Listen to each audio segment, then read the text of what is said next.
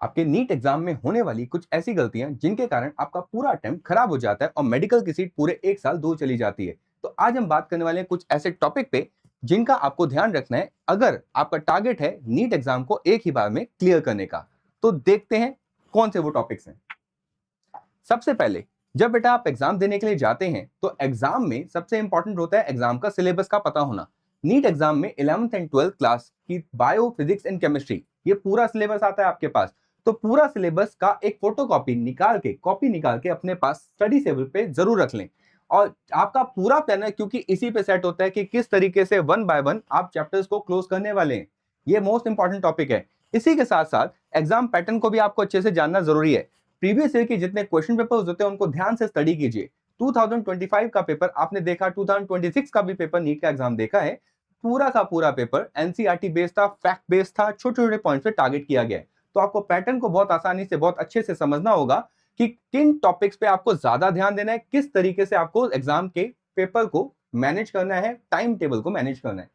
यहाँ पर वेटेज के हिसाब से चैप्टर्स को भी सिलेक्ट करना है। वेटेज के हिसाब से चैप्टर को सिलेक्ट करने का बेटा क्या मतलब, हर चैप्टर की वेटेज इक्वल नहीं होती, यानी कि हर चैप्टर से इक्वल नंबर ऑफ क्वेश्चंस नहीं आते। 2026 के जो एग्जाम हमारा हुआ है उसमें हमारा जेनेटिक्स, जैसे आप देखते हैं जेनेटिक्स में से बायो के बेसिक सेक्शन की अगर बात करें तो बहुत सारे क्वेश्चन, यानी कि समवेयर अराउंड 13-14 क्वेश्चन सिर्फ जेनेटिक्स वाले पोर्शन में से आए हैं। तो इसी तरीके से कुछ चैप्टर्स ऐसे होते हैं जिनमें से ज्यादा क्वेश्चन आते हैं, कुछ चैप्टर्स होते हैं जिनमें से क्वेश्चन थोड़े से कम आते हैं। तो हमारा प्रिपरेशन का करने का ऐसा तरीका होना चाहिए जो एनालिसिस बेस्ड होगा। प्रीवियस ईयर क्वेश्चन से हमें एक आइडिया लग जाता है कि सभी चैप्टर्स में से ज्यादा वेटेज वाले चैप्टर कौन से हैं, जिसके अकॉर्डिंग हम उनको प्रायोरिटाइज करेंगे कि इन चैप्टर्स में हमें टाइम देना है एंड किस तरीके से हमारा टाइम टेबल रेडी होने वाला है। इसी के साथ अगले फोटो की तरफ चलते हैं। एनसीईआरटी है सबसे जरूरी। एनसीईआरटी सबसे जरूरी है। अब जब तुम नीट के बारे में जानते हो कि नीट के केस के अंदर अगर हम बात करें बायो के केस में, देखो बायो वाले पोर्शन में एनसीईआरटी की लाइन टू लाइन आपको पढ़नी पड़ेगी। Line to line 11th and 12th दोनों की ही। 11th में बेटा अगर आपका टारगेट नीट है तो 11th से ही शुरुआत करनी जरूरी है। जब आप 11th क्लास में एंट्री करते हैं तो 11th के बच्चे हो जाए सावधान कि ऐसा ना हो कि 12वीं के बाद आप सोचे कि अब हमें तैयारी करनी है नीट की और लगा दे 2 साल और। हमें टारगेट करना है अभी से। और जो बच्चे 12th कर चुके हैं या 12th क्लास में हैं तो अभी से रेडी हो जाइए कि आपको अपने ही अभी right now he 11th class के कुछ टॉपिक्स को डेली बेसिस पे कुछ ना कुछ रिवाइज करते रहिए। क्योंकि अगर बाकी बच्चों से रहना है आगे और अटेम्प्ट देना है एक बार में फाड़ू तो ऑब्वियस सी बात है बेटा आपको खींचना पड़ेगा अभी से। कुछ टॉपिक्स 11th एग्जाम आप दे के आए हैं बेटा, चाहे फिजिक्स हो, केमिस्ट्री हो, बायो, 11th क्लास पास करके आए हो, दैट मीन्स टॉपिक्स आपको पता है। बट जितना टाइम टू टाइम आप दूर होते रहेंगे टॉपिक से, माइंड स्लिप कर जाता है। हमारे ब्रेन के काम करने का तरीका ये है। बट द थिंग, आपको बायो वाले पोर्शन में लाइन टू लाइन को पढ़ना पड़ेगा। हर चैप्टर की लाइन टू लाइन आपको जाना पड़ेगा, टॉपिक को समझना पड़ेगा, क्योंकि सारे क्वेश्चन इसी में से आते हैं। 90 क्वेश्चंस हैं। 2025 का एनालिसिस बोलता है मेजॉरिटी क्वेश्चन का मतलब पूरा 90 क्वेश्चंस ही बेटा इसमें से आए हैं। प्रीवियस ईयर में भी, अब क्योंकि नीट एग्जाम है एनसीईआरटी बेस्ड है। केमिस्ट्री के केस में अगर बात करें तो इनऑर्गेनिक के लिए एनसीईआरटी पर पूरा फोकस करें।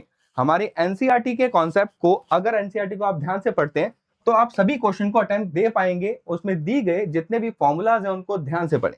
फिजिक्स के केस में भी जो कॉन्सेप्ट्स हैं, सबसे इंपॉर्टेंट कॉन्सेप्ट को समझना जरूरी है रादर देन रटना।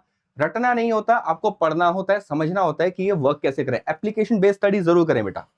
इसी के बाद अगला टॉपिक, डेली स्टडी रूटीन। आपको एक रूटीन जरूर बनाना पड़ेगा और स्टिक करना पड़ेगा, क्योंकि बेटा डिसिप्लिन एंड परसिवरेंस और हमारी जो लगातार मेहनत होती है वही रंग लाती है। अगर आप सोचो कि आखिरी के 2 महीने में पढ़ के एकदम से फन्ने खा बन जाओगे और कर जाओगे सारे काम, तो ऐसा तो नहीं होता। ओवरऑल आखिरी के 2 महीने में जो स्ट्रेस होता है भाई, उससे अटेम्प्ट तो हो जाता है बट क्लियर नहीं होता।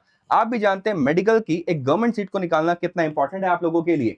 तो ऐसे में 8 से 10 घंटे की आपको पढ़ाई किसी भी तरीके से अपनी सेल्फ स्टडी जरूर देनी होगी। स्कूल टाइम और अपना स्टडी टाइम का मतलब कोचिंग वगैरह या बाकी सारी चीजें भी आप पढ़ते हो बेटा। बट द थिंग, इन सब चीजों को निकालने के बाद भी आपको अपना 8 से 10 घंटे का टाइम निकालना होगा।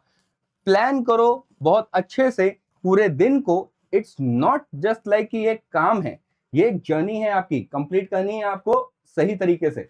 अब हम आगे चलते हैं और अगला टॉपिक, कॉन्सेप्ट्स क्रैमिंग। कॉन्सेप्ट्स के ऊपर ज्यादा फोकस करें। जैसे कि हमने बात करी, रटना नहीं होता। 11th एंड 12th क्लास है बेटा जो आपको सिखाना चाहती है, तो आपको टॉपिक को रटना नहीं है, समझना है। डेरिवेशन को रटने से नहीं समझ आएगा फिजिक्स के अंदर, आपको उसका यूज देखना है कि किस तरीके से की हुई क्या छोटा सा बदलाव कैसे हमारे रिजल्ट को बदल देता है। बायो के केस में भी हर एक कॉन्सेप्ट का एक रीजन है, हर एक वर्ड का एक मीनिंग है। वो वर्ड कहां से आया, कहां जा रहा है, आपको ये चीज समझनी है। जब समझने स्टार्ट करोगे तो चीजें खेल खेल में याद होने लग जाएंगी। हमारे सबकॉन्शियस माइंड को भी अप्लाई कर दो बेटा। वहीं पे अगला topic mock test and PYQs, very necessary. Physics हो चाहे केमिस्ट्री हो चाहे बायोलॉजी, बायोलॉजी के केस में कम से कम 10 साल के जो क्वेश्चन हैं आपको अटेम्प्ट करने जरूरी हैं। पिछले 10 साल के क्वेश्चन पेपर्स आपको अटेम्प्ट करने फिजिक्स केमिस्ट्री बायो तीनों ही केस के अंदर, जिससे आपको पैटर्न भी समझ में आ जाएगा। पैटर्न के साथ साथ किस तरीके के क्वेश्चन बार बार रिपीट हो रहे हैं उन टॉपिक्स पे आप फोकस भी कर पाओगे, ताकि आपके जो मार्क्स जहां पे कटते हैं, जिन टॉपिक पे आपको ज्यादा ध्यान देना है, वो रेडी ऑलरेडी इन एडवांस हो जाए, जो लास्ट टॉपिक जो लास्ट टाइम में ना फंसे। आगे देखो, मॉक टेस्ट जरूर देने हैं आपने पीवाईक्यूज के साथ। मॉक टेस्ट पे जरूर ध्यान दीजिए। मॉक टेस्ट दिए जाते हैं, नंबर ऑफ टेस्ट सीरीज वगैरह होती है, हमारे एडोरेंट की तरफ से भी आपको दी जाएगी। इस तरीके से मॉक टेस्ट जरूर आपको देना है। टाइम मैनेजमेंट से करना सीखें। 3 घंटा 20 मिनट के अंदर पेपर पूरा करने का कोशिश करें। अब मैं 3 घंटा 20 मिनट कह रहा हूं, लेकिन आप तो बोलोगे कि 3 घंटे का तो पेपर होता है। ओवरऑल बेटा यहां वाले केस के अंदर पीवाईक्यूज के रिस्पेक्ट में टाइम पीरियड आपको और रिड्यूस करना है। यानी कि physics chemistry and bio attempt करने का तरीका, पहले बायोलॉजी केमिस्ट्री देन फिजिक्स, किस तरीके से आपका सबसे पहले पार्ट हो पाता है बायो फिजिक्स और केमिस्ट्री, आपकी प्रैक्टिस से आपको पता लगेगा कि सबसे बेस्ट तरीका और बेस्ट पैटर्न आपको क्या लेना है। यहाँ पे देखेंगे ओएमआर शीट को फिल करने की प्रैक्टिस। सबसे बड़ी प्रॉब्लम आती है कि ओएमआर शीट को भरने में जो गोले गोले करने होते हैं वो भी बहुत सारा टाइम ले जाते हैं। आपको वहां भी ध्यान देना होगा बेटा। प्रैक्टिस करेंगे तो चीजें आसान हो जाएंगी। मिस्टेक का एनालिसिस करें बेटा। आप नंबर ऑफ पेपर देने वाले हो, हर पेपर के अंदर नंबर ऑफ एमसीक्यूज हैं। एमसीक्यूज में 4 ऑप्शंस होते हैं, 1 2 3 4। आपका क्वेश्चन गलत कहां हुआ है आपको एनालाइज करना होगा कि क्वेश्चन को पढ़ने में मिस्टेक आपसे हुई है या ऑप्शन ही आपको नहीं आता था। कि ऑप्शन के बारे में अगर आपको नहीं पता, दैट मीन कॉन्सेप्ट क्लैरिटी नहीं है। जैसे ही आपको पता लग जाए, जिस भी क्वेश्चन पेपर में देखो, कोई भी क्वेश्चन पेपर 180 क्वेश्चन कैरी करता है, जिस क्वेश्चन में गलती होती है उस क्वेश्चन को उठाएं। उसके 4 टॉपिक्स हैं, चारों टॉपिक्स को ध्यान से पढ़ें। एक ही बार कॉन्सेप्ट को ऐसा क्लियर करें कि अगली बार अगर 4 क्वेश्चन भी अगले टेस्ट में आ जाए तो आप कंप्लीट कर जाएं। आगे देखिए, मॉक टेस्ट बहुत इंपॉर्टेंट है, छोड़े ना बेटा। जितने ज्यादा मॉक टेस्ट आप करोगे तो रिजल्ट आने के चांसेस उतने ज्यादा बढ़ जाएंगे। Then the part is revision rule. Revision, कुछ बच्चे कहते हैं कि सर हम पहले पूरा टॉपिक पढ़ लेंगे, पढ़ने के बाद रिवाइज करना स्टार्ट करेंगे, बट ऐसा नहीं होता। आप अगर किसी चैप्टर को एक बार पढ़ रहे हैं, आज कर लिया, तो अगले बार चैप्टर को, नया चैप्टर लेने से पहले थोड़ा सा उसको पीछे वाले पार्ट को वापस एक शॉर्ट रिकॉल दे दें, जो कि 10 मिनट के अंदर आप बहुत तेजी से कर सकते हैं। इस तरीके से अगले 2 चैप्टर होने के बाद फिर अगले चैप्टर पे जाने से पहले बाकी दोनों चैप्टर को एक छोटा सा रिकैप जरूर दे दें, जिससे आपके कॉन्सेप्ट बिल्ड होते रहते हैं, कनेक्टिविटी बनती रहती है, चीजें याद करना आसान हो जाता है, लिंक करना आसान हो जाता है। चाहे फिजिक्स हो, चाहे केमिस्ट्री हो, चाहे बायो, हर जगह पे आपको रिवीजन कॉन्टिन्यूस करनी पड़ेगी। इसको रिवाइज, रिवीजन की वजह से कहते हैं practice makes a man perfect, women को भी परफेक्ट बनाता है। ओवरऑल प्रैक्टिस वाला पोर्शन आपको करना होगा डेली, वीकली बेसिस पे। आपको टारगेट बनाने होंगे कि कितना पार्ट मुझे डेली बेसिस पे कंप्लीट करना है, और उतना मेजॉरिटी, देखो आप बड़ा टारगेट बना दो वो नहीं, एक प्रैक्टिकलिटी के रिस्पेक्ट में कितना आप कर सकते हो, एंड छोटे छोटे कदम से ही पूरी कहते हैं ना बूंद बूंद से घड़ा भरता है, ये वही कहानी है। आपके जो कॉन्टिन्यूस एफर्ट होंगे वो रिजल्ट लेके आएंगे। नो डिस्ट्रैक्शन, सबसे इंपॉर्टेंट चीज, जो फोन है आजकल, फोन को अवॉइड करना होगा। फोन हो गए, हमारा इंस्टाग्राम हो गया, इंस्टाग्राम के अलावा फेसबुक हो गया या व्हाट्सएप हो गया, व्हाट्सओएवर, यूट्यूब की रील्स छोड़नी होंगी। अगर आप सीरियसली हैं अपने स्टडीज को लेके और मेडिकल की सीट को लेके, तो आपको फोन्स वगैरह से पूरा ध्यान हटाना होगा। डिस्ट्रैक्शन पूरा, डिस्ट्रैक्ट आप थोड़ा सा होंगे, डिस्ट्रैक्शन और होगा, लोग और डिस्ट्रैक्ट करेंगे, अपने पूरी पढ़ाई से बाहर निकल जाएंगे। अच्छा खासा बच्चा जो पढ़ने में बहुत तेज है, वो अपना आउट ऑफ द वे जाके पूरा साल खराब कर लेता है। 10 दिन काफी हैं आपके आराम करने के। 10 जो आप 10 दिन आराम में लगाएंगे वो आपकी पूरी स्टडी को डीरेल कर देंगे। ये है इंपैक्ट हमारे फोन्स का आज के टाइम पे।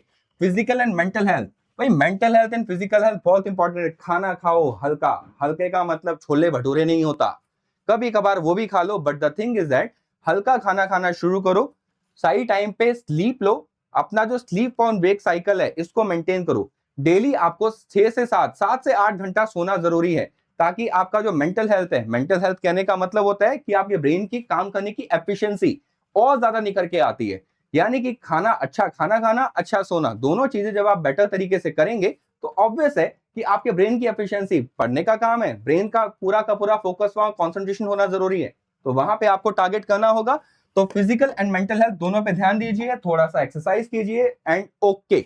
देन यहीं पे सफलता एक दिन में नहीं मिलती, सफलता एक दिन में नहीं मिलती, लेकिन ठान लो तो एक दिन जरूर मिलती है। इस बात को ध्यान दीजिए फ्यूचर डॉक्टर्स, आप रियल में फ्यूचर डॉक्टर्स हैं, क्योंकि आप ही के ऊपर हम लोगों का फ्यूचर टिका है। क्यों टिका है भाई? लेने तो दवाई हम आप ही के पास आएंगे। तो ऑब्वियस है बेटा, आप लोगों को तैयारी करते वक्त इन बातों का ध्यान रखना है, ताकि आप जब टारगेट करें नीट को तो एक ही बार में रिजल्ट को अचीव करें। ऑल द बेस्ट हमारी तरफ से, हमारी पूरी टीम की तरफ से आपको आपके एग्जाम के लिए ऑल द बेस्ट, और हमेशा आपके साथ हम रेडी रहेंगे। मिलते हैं आपसे